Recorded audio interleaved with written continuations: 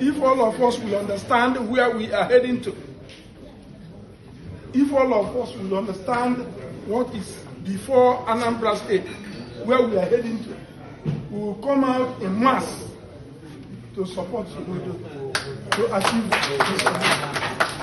Okay?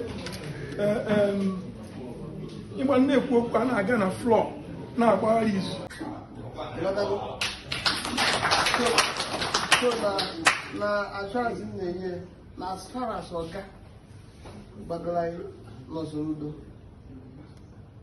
I hear full support. I